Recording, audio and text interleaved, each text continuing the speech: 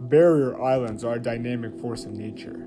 The land formation that exists today on a barrier island reflects thousands of years of currents, erosion, and sediment transport. Wallop Island is a beautiful culmination of our Earth's natural forces. It is a thriving ecosystem with countless organisms, and it is undergoing constant change. But what causes this land formation? How does it affect the animals? And what are people doing about it?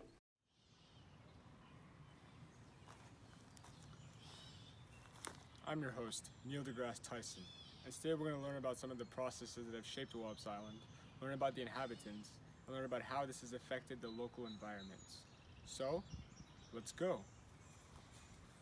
Before we hop on the island, we must first understand the physics of how barrier islands form. And to do this, we're going to have an interview with Luis Macho Man Fernandez, a NASA Wallop's facility physicist. Good afternoon, Luis.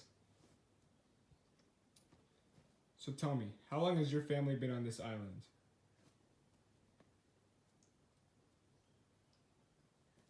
Oh, so you and your family do not actually live on the island.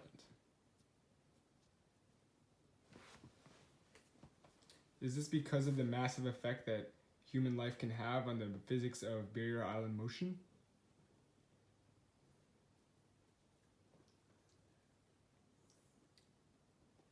So what does affect the physics of barrier islands?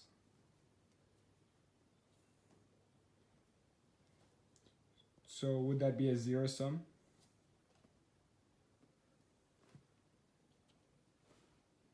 Luis's talk about barrier island physics was very interesting to me.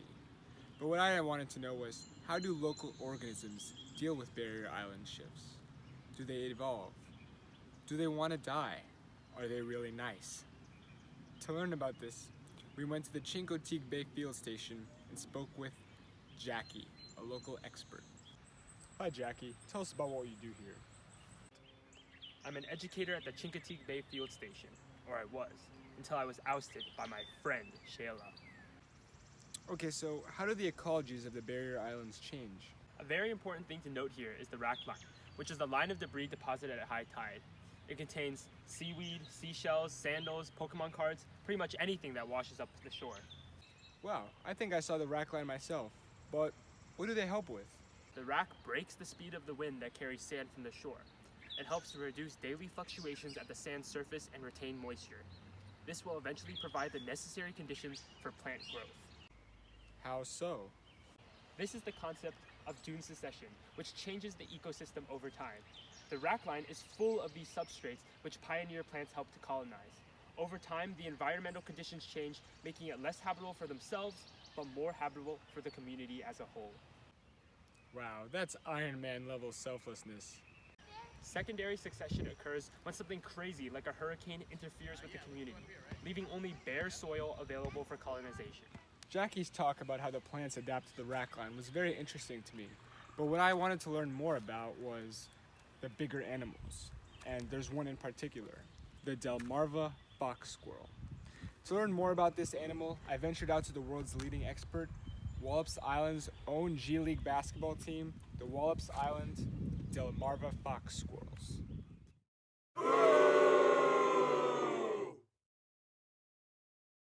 Before I left, I had to stop at one more place, and it's a very special place.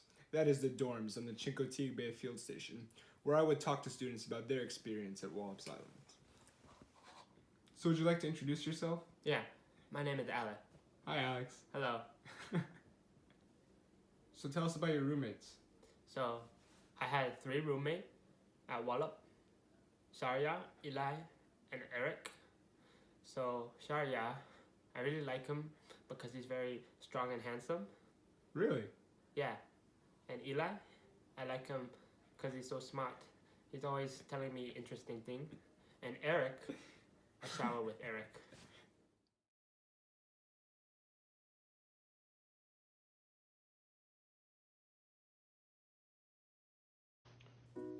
Wallop Island, Virginia. It's a great place in the world for students to learn about animals. But really, it does more than that. It brings out the animal in every student, and the student in every animal. I'm your host, Neil deGrasse Tyson, signing off.